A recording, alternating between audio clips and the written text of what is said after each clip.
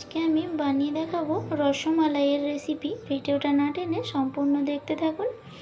এখানে আমি ছানা থেকে খুব ভালোভাবে জল ঝরিয়ে নিয়েছি।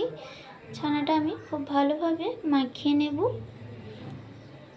এইভাবে করে মাখিয়ে নিতে হবে, কোনোভাবে ডেলা থাকলে হবে না।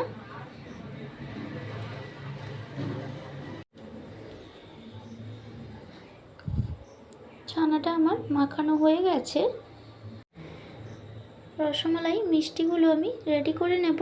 হাতের মধ্যে একটু অল্প ঘি লাগিয়ে নিলাম। ছোট ছোট লেচি কেটে মিষ্টিগুলো আমি বানিয়ে নেব। রসমালাই ছোট ছোটই হয়, রসগোল্লার মতো বড় বড় হয় না, তাই এইভাবে করেই মিষ্টিগুলো আমি সব বানিয়ে নেব। সব মিষ্টিগুলো আমার রেডি হয়ে গেছে। চিনির রসটা আমি বানিয়ে নেব। কড়াইতে দিয়ে দেব হাফ বাটি চিনি। হাফ বাটি চিনির জন্য দিয়ে দেব 1 বাটি জল। আপনারা যদি মিষ্টির পরিমাণটা বাড়াতে চান তাহলে চিনি আর জলের পরিমাণটাও বাড়িয়ে নেবেন। চিনিটা জলের মধ্যে খুব ভালোভাবে গুলে গেছে, রসটা ফুটে গেছে। মিষ্টিগুলো দিয়ে দেব। মিষ্টিগুলো দেওয়ার পরে হাই ফ্লেমে ফুটিয়ে নিতে হবে 5 মিনিট। এইভাবে খুন্তি দিয়ে নাড়িয়ে দেব।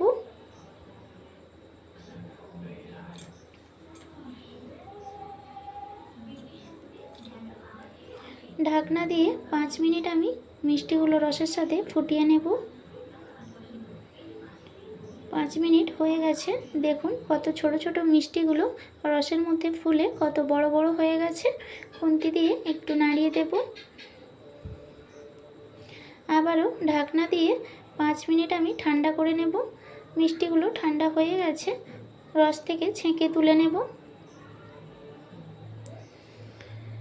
রসমালাইয়ের জন্য মালাইটা আমি রেডি করে নেব। কড়াইতে দিয়ে দিলাম দুধ। রসমালাইয়ের রেসিপি যদি ভালো লাগে লাইক কমেন্ট শেয়ার করে আমার পাশে থাকবেন। ইউটিউব থেকে দেখলে সাবস্ক্রাইব করে দেবেন, ফেসবুক পেজ থেকে দেখলে পেজটাকে ফলো করে দেবেন নিত্য নতুন রেসিপি পাওয়ার জন্য। দিয়ে দিয়েছি 2টো এলাচ মুখ ফাটিয়ে। দিয়ে দেব পরিমাণ মতো চিনি। আপনারা পছন্দ মতো চিনিটা দিয়ে দেবেন। দুধের সাথে চিনিটা খুব ভালোভাবে মিশিয়ে নেব। দুধের সাথে চিনিটা খুব ভালোভাবে মিশে গেছে।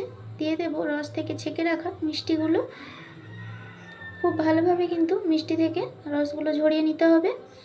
10 মিনিট আমি অল্প আঁচে ফুটিয়ে নিয়েছি। রসমালাই আমার রেডি হয়ে গেছে, নামিয়ে নেব। দেখুন কত সুন্দর হয়েছে। ফ্রিজে রেখে খেলে আরও ভালো লাগবে।